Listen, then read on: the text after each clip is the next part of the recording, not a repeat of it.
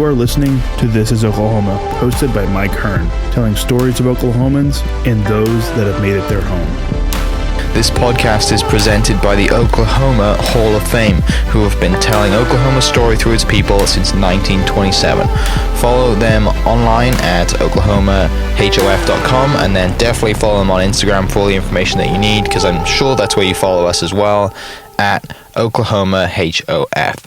Let's get into today's episode. What's up, guys? Welcome back to another episode of This is Oklahoma. Mike Hearn here, your host, back with another episode. My guest today is Ban Nguyen, and we are down at Bedford's Camera again. If you're watching on Facebook, YouTube, you can see this awesome set that we have. And if you want to record a podcast, or you want to start recording podcasts, you can use this awesome set. Just reach out to Bedford's.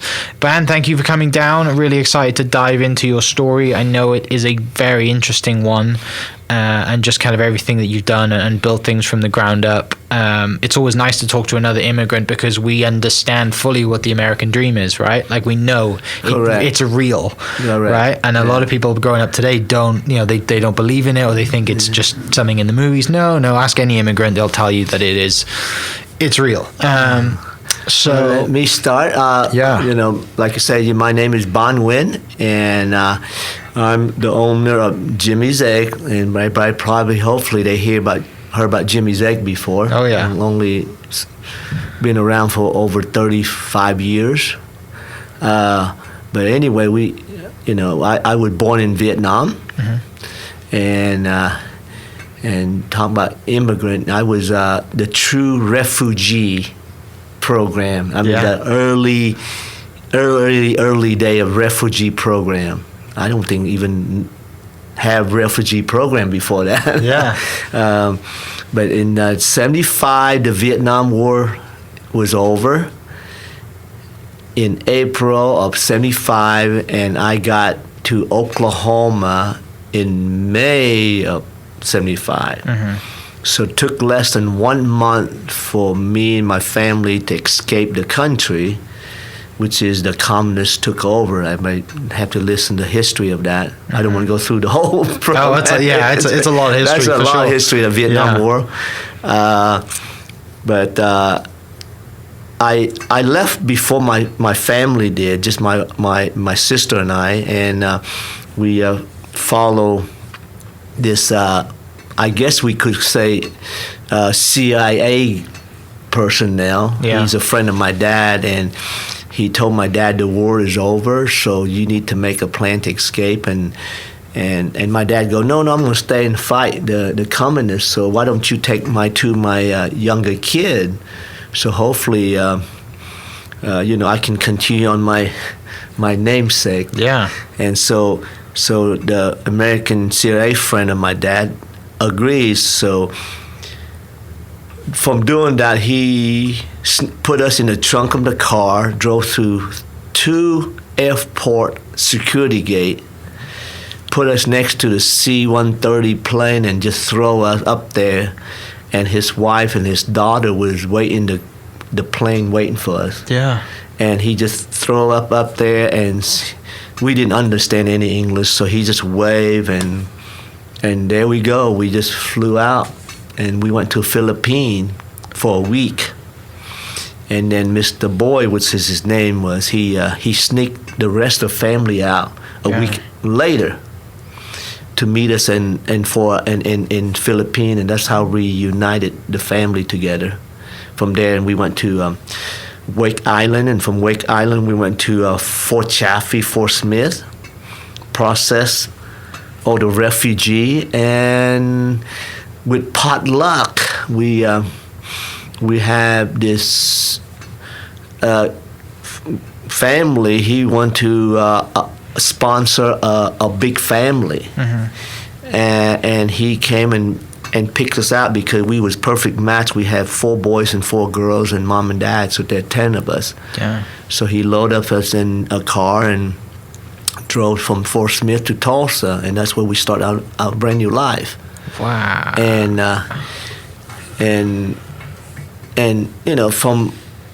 from beginning, he had good intention, but after a while he just kind of kept us as he owned a full service gas station. So he was planning to use us as You were the employees, right? Yeah. cheap labor. Yeah, correct. Yeah. Correct.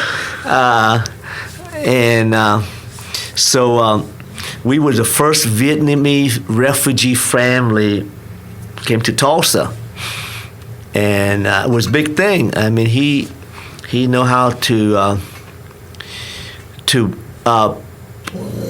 publicize on it.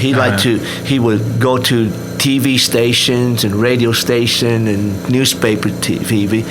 So in the first month when we was in Tulsa, every news station, every channel, every news TV, radio, they all came interview my dad and take out picture for the newspaper and tell how much and so people of Oklahoma, they were so nice. They because we lost everything. We didn't have anything because we left everything in Vietnam.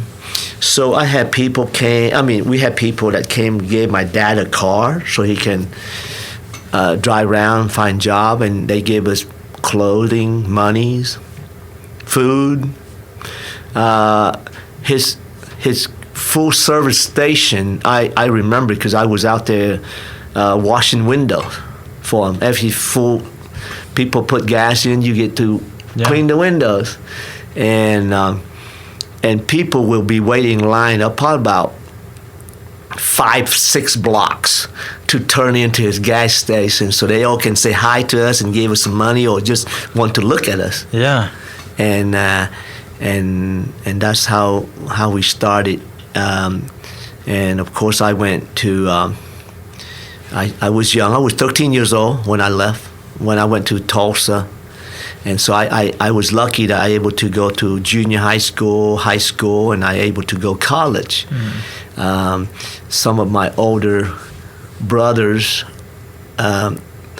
he didn't, because he a little older, so he didn't have chance to go back to school. So he had to go straight to work as a manual labor to help my dad to support the family. And that's and of course I graduate. Oklahoma State, the big Cowboy fan. Go Pokes, yeah. Go Pokes. In '84, and after graduate with an MIS degree, I worked for a company in Tulsa, in Sand Spring, Oklahoma, for about 2 years, and economy was pretty bad in 85, 86. That's when oil crashed. Yeah, Penn Bank and all the rest of it. Yeah. And I didn't have a job left, and then that's when I met my wife. She lived in Oklahoma City, and she is a daughter of the founder, Jimmy's Egg, Mr. Lockley. So at that time, Mr. Lockley only had one location, but I never planned to go in the restaurant. I thought I can use my MIS degree, college degree, big shot here. Yeah. Well, yeah. I mean, coming from being 13 to getting a degree, right? That's like it's a huge deal. Took me 5 years to learn. I mean, I didn't speak a word of English when I came to the United States, and took me 5 years to learn English and able to pass high school and get accepted to OSU. But that back then the requirement wasn't very hard. ACT you can be 15 or 17, I can't remember, to get in, and long you were top 3/4 percentile, 70 percentile of your high school grad class, you get accepted, and I don't know how I did it, but I like to say I think I was top 25% student, got in. But anyway, and moved to Oklahoma City, got married, moved to Oklahoma City, and for 9 months couldn't find a job because economy was bad, and I remember oil. I think like $8 for a barrel of oil back then. Jeez. Or even $6. Yeah. So the oil, I mean, was nothing. I mean, everything was dead. And of course, I can't remember, 86 or 87, that's when we had the crash back then. But anyway, I couldn't find a job, so I worked in a restaurant when I was 14 to when I was all the way to college. So I've always been in around the restaurant business. And so I told my father-in-law, I'm getting tired of getting all these rejection letters. You know, it seemed like every week I get like 3-4 rejection letters. And I go, can I come in your restaurant? The first one, really down the road here, 16 in May.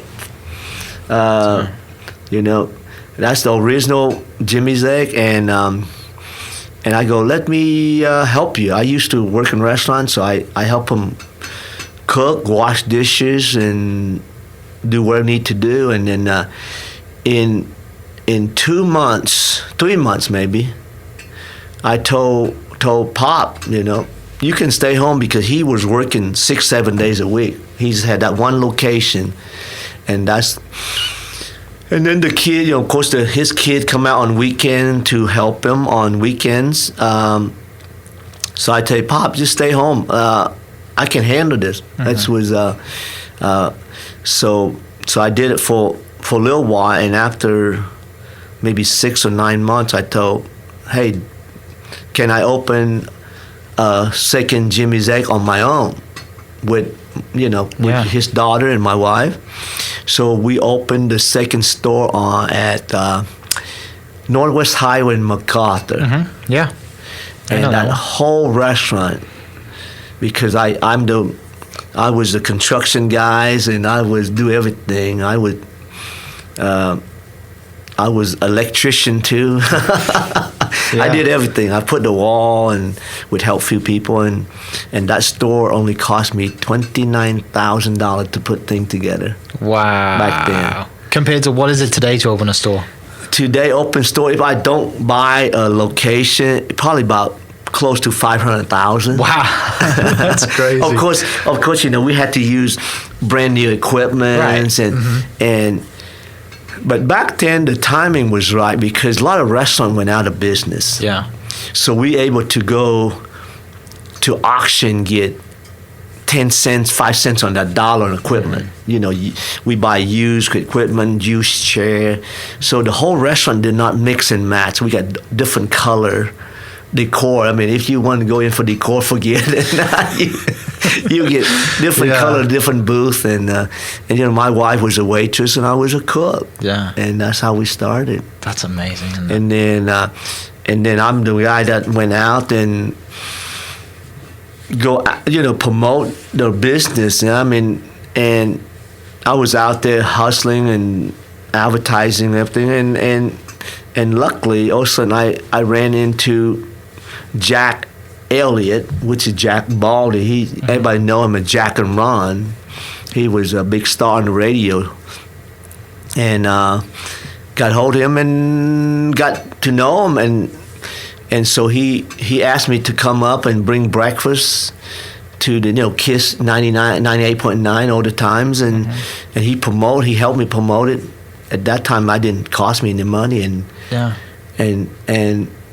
all of a sudden got real popular, and we started winning award of best breakfast, and my father-in-law said, God, it's easy. Let's open the third store together, and the fourth store, and then so on, so forth. And then after the fifth store, I told him that I can't cook, work, and open some new store and then have 2 kids, you know, raise 2 kids. And I was doing 4 a.m. to 4 p.m. every day. I have 1 day off. That's when I take the kid to eat and the malls, and, you know, just 1 day's off. Yeah. And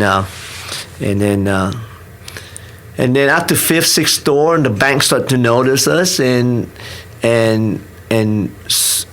few bank kind of gave us a blank check, just kind of, hey, let me finance your venture. Yeah. So we start buying a lot of buildings, and we start open a little faster with the bank money. Instead, before we had to put our own money pocket, whatever we can save, and then we buy used equipment, and we opened a new store, and then that's what took a little longer from first, second store to fifth store. Took us I think 7-8 years, but from 7 to 15 store took us 5-6 years. yeah. And how many do we have today? Well, the family owned 24 locations, but there is we are in 11 states. Wow. With Missouri, that's a franchisee, of course. Yeah. In Missouri, Kansas, Nebraska, Arkansas, Texas now, and we got 1 or 2 in Alabama and 1 or 2 in New York. Yeah. So that's amazing. So it's just and so there's total, I think, close to 70 stores in 11 states, including my 24. Yeah. But of course now we've been doing over 36 years now. So of course the second generation is coming. My son is up and coming, and he gave me the energy to get going. I was really wind down. I told by when I turned 50 or 55, I'm just going to slow down. But now I'm 58, and he got me excited to build some more restaurant, and so he's hopefully he take over someday, or But that's awesome. So obviously, growing up in Vietnam, the whole war's going on. I mean, just horrendous stuff is happening over there. You have a big family there, and you said Mr. Boyd, is that who it is? Yep, Mr. Boyd. Takes, and probably puts his own life at risk, right? And puts a lot on the line to help you guys out. To get you to the States. Yes. What is your first memory in Oklahoma? What do you think of when you get to Tulsa? Can you think, is there anything that stands out? Well,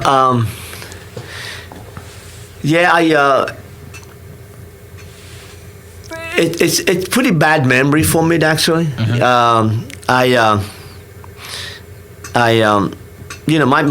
My parents was very well off in Vietnam, and when we left after the war's over, we left with nothing. I mean, literally nothing. Yeah. And our first home, my dad able to save up. He bought it for $9,000. Can you imagine a home at $9,000 back then? Yeah. It's not in good shape. Right. It's in north side of town, in Tulsa. It's a rough neighborhood. It's rough neighborhood. So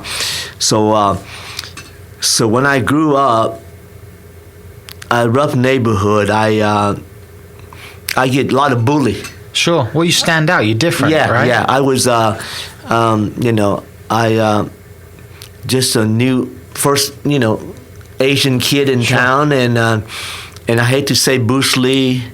I'm trying to think. He died in 74 maybe or 73. So a lot of those kids, they just know about Bruce Lee. Yeah. And of course, I'm Asian, so they think every Asian should know some kung fu or karate. Yeah. So in junior high school, they always picking on you with few bully, 3-4 people, and they always trying to pick on you and kick your butt when they get a chance, and they would say, "Oh, I just beat up Bruce Lee," but that was rough. I mean, you grew up, but it makes you tough, makes you hard and tough, and you know what you need to do better and how to so all this is going on. You have quite a big family, and you see kind of education as the way out. Yep. Vietnamese always big on education. That is their whole thing. I mean, they that's education always number one. So so with my father went to work, and my older brother that he didn't have chance, and he support the family, and the rest of us able to go, graduate high school and went to college. Yeah. And God, my high school, if I think back right, I think only like maybe 30% went to college after that. Yeah. It's not very many. Yeah. So yeah, education was the key for sure. So you when in high, do you play any sports in high school? Yeah. I was a tennis player mainly, and swam for high school. Pretty all city swimmer, all tennis player city. Yeah. In tennis, and self-taught. Everything self-taught. Yeah. Of course, I don't have these private teachers or private country club that I play. Yeah. And I able to play through high school, and frankly, with my tennis and swimming, that's how I able to graduate high school, because my tennis coach was a biology teacher, and I swear to you, I probably fail every test, and I make a B.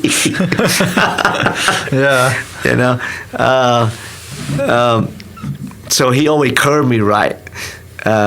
So that's able to help with the grade point. Yeah. So then you get into OSU. Correct. I mean, you go from Tulsa, you go to Stillwater. Yep. Stillwater's a whole experience in itself. Yep. Oh boy, you want to bring the bad side of me now. I never drank or party in high school. Yeah.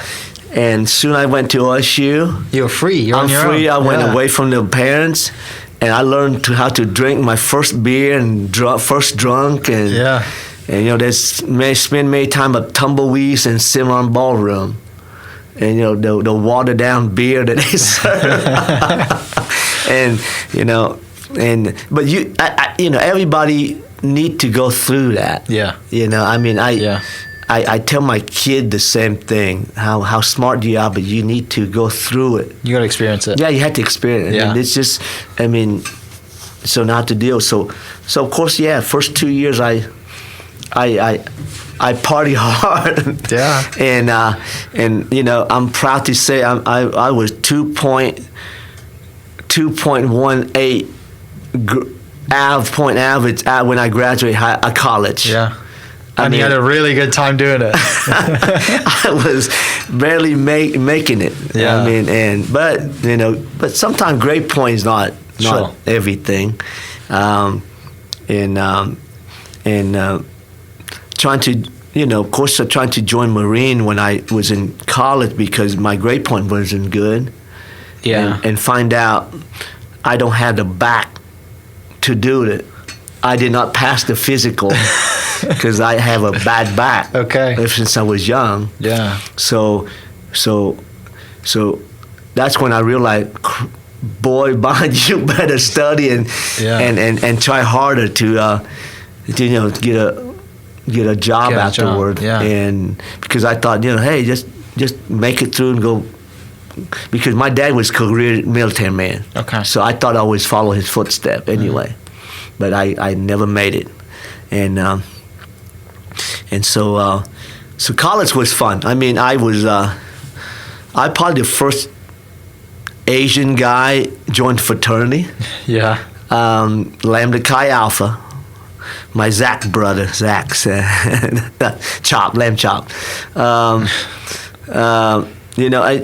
I just follow a roommate of my dorm, my second year sophomore, second semester sophomore. He went to a fraternity party. He asked me to come, so I go, sure, I come. And next thing I knew, I joined a fraternity house. And and hey, a lot of my good friend to this day, he's come out fraternity brothers. And then a bunch of great guys.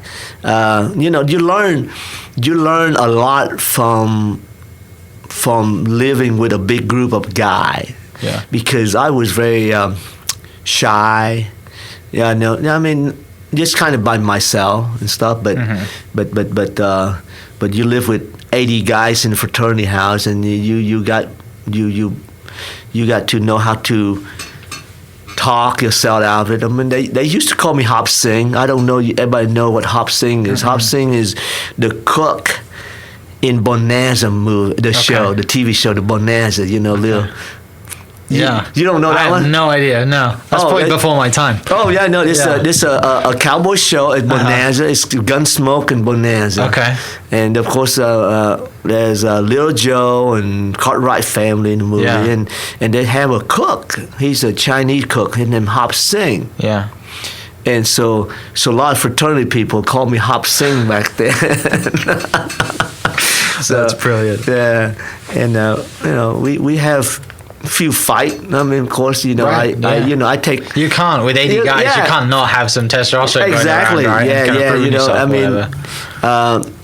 but that's was fun time. Fun time. And but like you say, you know, OSU was a great experience, great place to grow up, and then you find yourself, and you learn from meeting other guys, other people, and guess what? I didn't realize 40 years later after I graduated, I'm an advisory board for the School of Human Service, and I'm a advisory board at a business school. Yeah. And you know, I got invited to be a CEO of the day for from the dean of business school, and then you know, so it's, you know, sometimes a great point, or it's not what you know, but sometimes a lot of who you know sometimes too. Right. Well, and also a lot of hard work too. Yeah, hard work. There's a lot of hard work in between that gets you there. For sure. But yeah, it's great that you still have a lot of those relationships from the fraternity days and OSU days. Yeah. So you graduate, you got your degree, you go out into the world, you know, you meet your wife, and then obviously we come fast forward to working and running the Jimmy's Eggs and owning your own. Tell me and the listeners about Mr. Lee. Because, you know, it recently passed. Correct. You know, and just everything that's going on, and how much of an impact he's had, not only on you, your wife, but the whole culture and just everything in general, right? Yeah, Mr. Lee, I would call him the Donald Trump of Vietnam. Okay. Because he was, he make his million when he was in his early 20. Wow. He was he's just a willing dealing businessman. He's and when he left Vietnam, he I'm trying to think how old he, but about in his mid 30 when he left. He left 6 different businesses. Yeah. He owned a food truck line company. He was the developer. He owned a housing. He truck line canned food company. He owned a lumber yard company. Back in 1975, the U.S. government Defense Department owed him $800,000. Jeez. Because he did some work for the U.S. government, the Army, the Defense Department, and then when he left Vietnam, he left with nothing too. I mean, he just got on the boat with his family and he set out sea and then he that's how he was a real boat people, and he came to the United States and worked in a railroad company. Start out, and then he would go eat at this breakfast place called Jimmy's Egg for many years because that's his route to work. Yeah. And then one day he find out the owner of that place, and his name Jimmy Newman, want to sell this restaurant. And of course he lost his thumb, his right thumb at work at Santa Fe, so it's hard work. Yeah. So he decided, let me buy this place. He don't know anything about restaurant, but he just know about business. But he's a businessman. Yeah. Mm-hmm. He wanted to buy this this restaurant, and so he did. He bought the restaurant for $50,000, and Jimmy Newman's supposed to stay on for 6 months to help him, teach him how to run the business, how to cook, and within less than a month, Jimmy Newman took off with the money. I'm done. He took off. So guess what? My father-in-law just had to jump in and learn. Yeah. From scratch, and that's why he cooked. He got in, he cooked, and he that's how he cooked every day, and that's one thing he taught me is loyalty to his people. Yeah.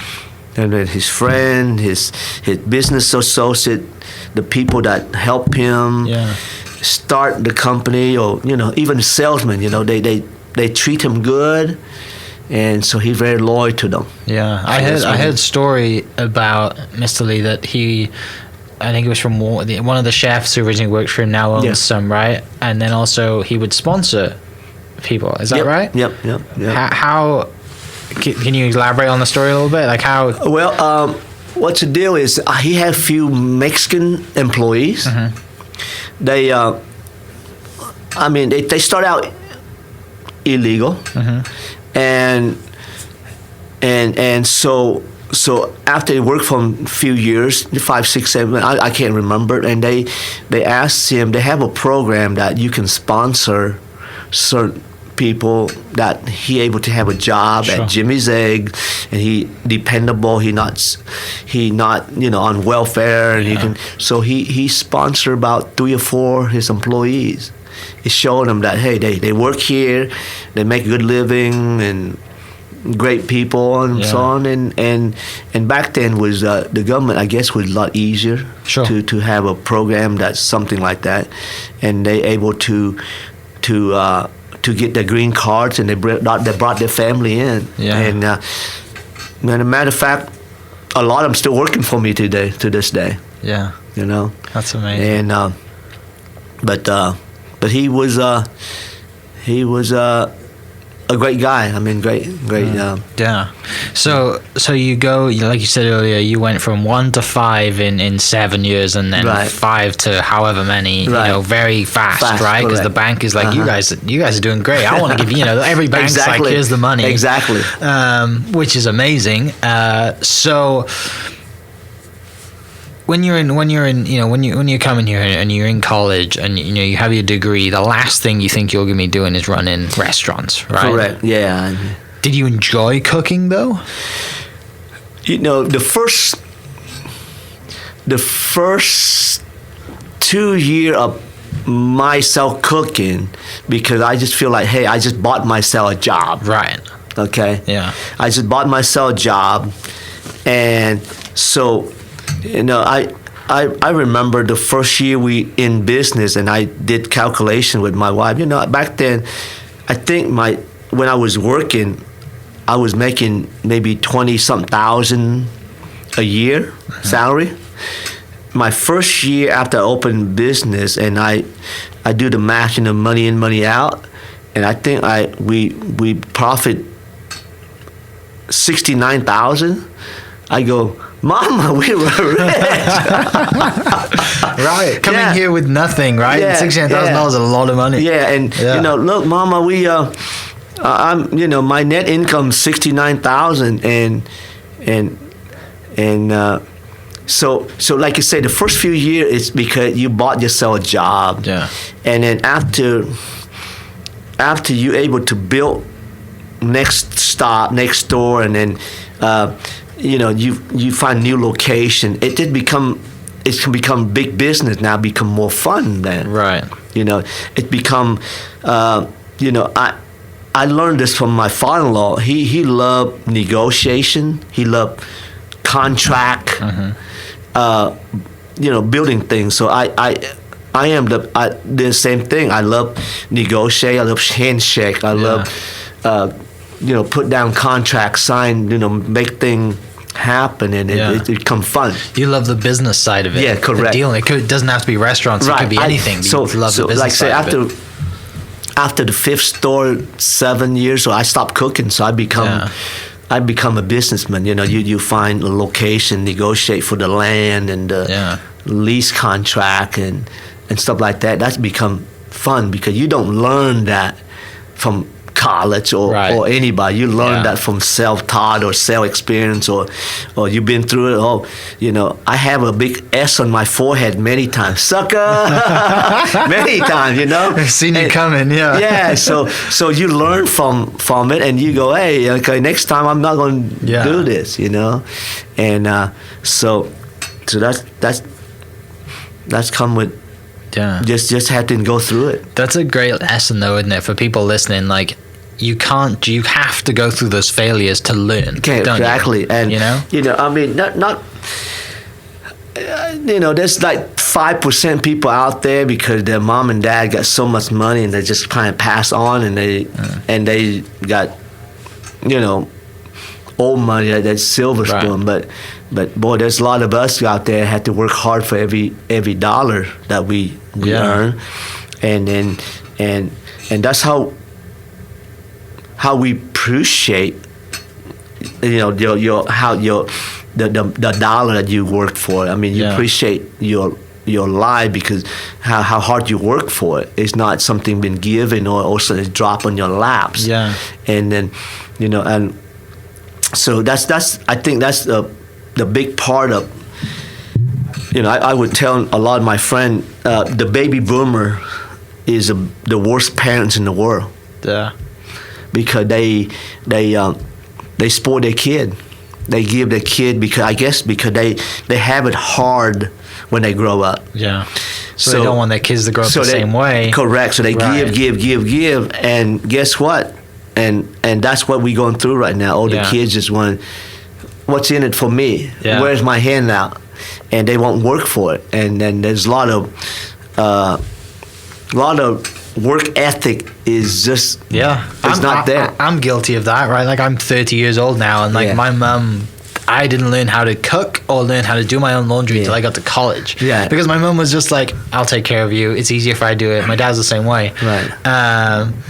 But similar, like, I came here with my suitcase and my golf club, so I had to learn very fast. I'm thankful that I had to do that. Right. But you're right, there's kids growing up who didn't, and it's like, oh, now we see it. Like I said, they're coming to you for work now, right? And then like, what do I get? How many days off do I get a year? Right, like exactly. 2 weeks. Like, how much? Exactly. And like say, I spoil my kid, but in turn I don't really spoil them. They had to work for it. Mm-hmm.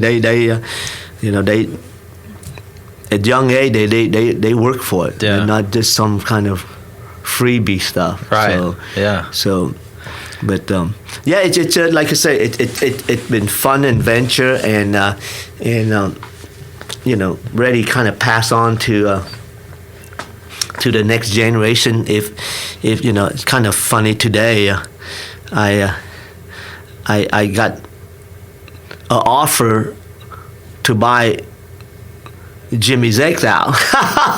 Yeah. So that's American dream. Yeah. You built all you built your friend, your empire, you can say it. Sure. And you sell it hopefully for big bucks and yeah. And generational family money that's lasts for a long time, right? Exactly. That's the American dream. That's the land of opportunity. And I keep telling, I speak at like I say OSU Business School. I speak at McGinnis High School. I speak at, and that's what I would tell them. Everybody had to live this. I call it 3D. Okay, I mean I preach this all the time. The 3D, what the D stand for is the first D, desire. Okay, and the second D is dreams, and the third D is dissatisfy. Yeah. And I explain each D. You have to desire the first D, desire. You have to desire to work. You have to go out there and get your nose dirty, your hand, and then of course when you get dirty and work hard and stuff, and then you have to have a dream, that a goal to set, okay, And that's what the dream is about. And then, and next D, the last D is dissatisfied. It's this the hardest D because if you hit a certain spot already, you become complacent. You just kind of, I'm satisfied. This all I want. Yeah. I don't want any more. And then that's when you slow down and you won't work harder. You won't try the next thing.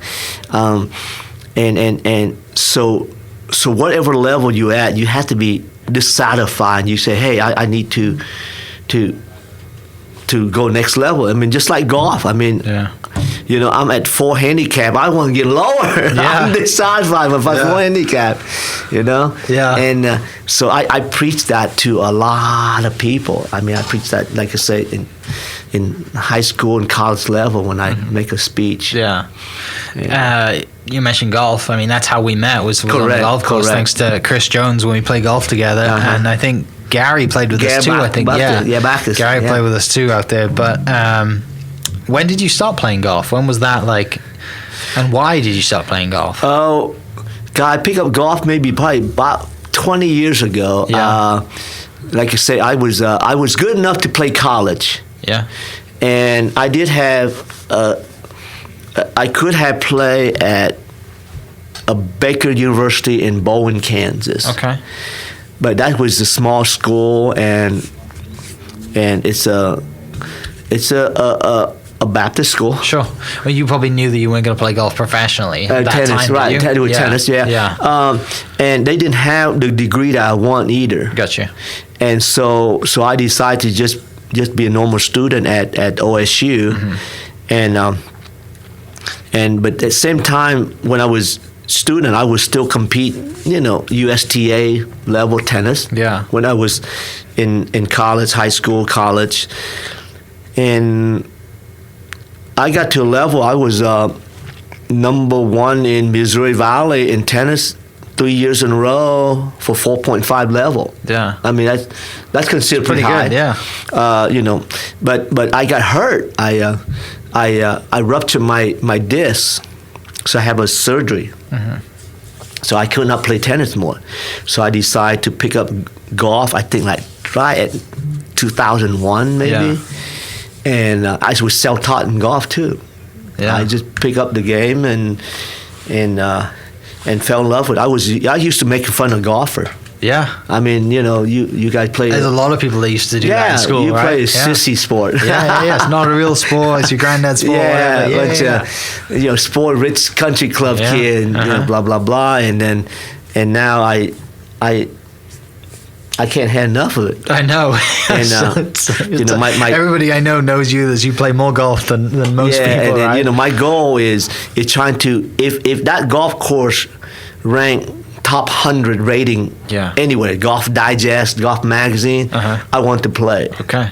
And I think I got almost close to 50. Okay. Yeah. I mean, of course, Augusta, that's your dream, but one of these days, hopefully, I sell enough Jimmy's Egg franchise, I can knock on the door and Coca-Cola people. Well, long time ago they told me that. They go, back then I only had maybe 20, 15 store, and they go, well, you need to have about 80 store before we even invite you to. So they know, they said that to you, and they kind of in the way they teased it. You saying they teased me.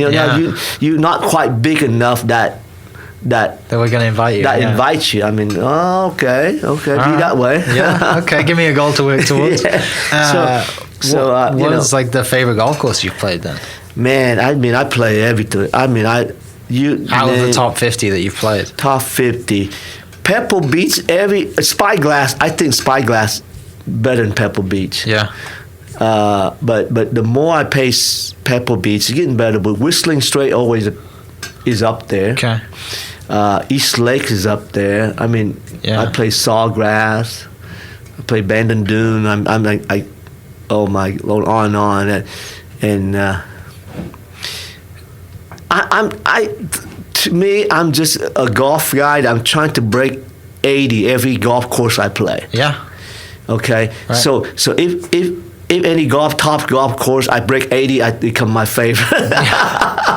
It's always like that, and it's always the favorite golf course is the one that we've played the best at. Yeah, right? And it's not raining on the day that we play it. The weather's perfect, and you play well. And, you're good company. And I was in Vegas over the weekend. I finally, you probably see my post on Facebook. I mean, I just finally got to play Nguyen golf course, and that's I complete my bucket list for the top 10 golf course in Vegas. Okay. I mean, I play Shadow Creek, Cascada, Southern Highland. Yeah. Las Vegas. So Nguyen was the last one to tick off the list. Nguyen, yep. Good. Finally, knocked that off over the weekend. That's awesome. And, sadly, we're not allowed to travel internationally. But I mean, have you made it to Europe yet? Have you played golf in Europe? Nope. Not yet. That's all. That's the next big trip. Only golf course I play out, of course, a lot of Mexico. But I did play in Vietnam quite a bit, golf course in Vietnam. But other than that, I've been asked to go play Scotland, of course, the home of golf and all that stuff, but never have had the chance to do it yet. But one of these days. Definitely one of these days. You got to do it. It's amazing. Love, just a great experience. Yeah. Doesn't matter what the weather is. It's amazing. But you mentioned earlier, you were ready to retire at 55. You're 58 now, and you got the bug back. Your son's getting into the business, and I know you guys opened up Midtown last year or year before last, and that's kind of, you got the fire back to open up more businesses. So what is kind of the plan going forward with the businesses? And well, with COVID now, the model restaurant, you don't want to be in a restaurant right now. Yeah. I mean, we probably sit tight for next year or so. Hopefully it's less than that, but right now we will sit tight for a year.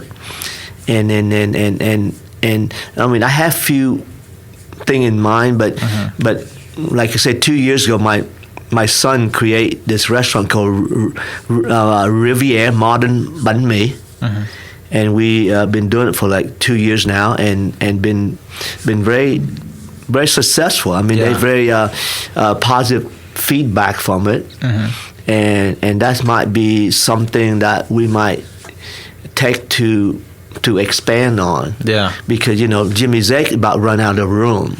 I mean, we have few area on the south side of town that we might hit on, but like I say, Jimmy Zek, and like I say, restaurant right now, no one want you don't want to open a restaurant. Please don't open more restaurant. Not at this time anyway. Anybody want to open a restaurant, please don't. It's not easy. Yeah, and then if you have a drive-through and you can get a Chick-fil-A, I mean, you do all day long. All these drive-through, they broke all kind of records, but not the dine-in.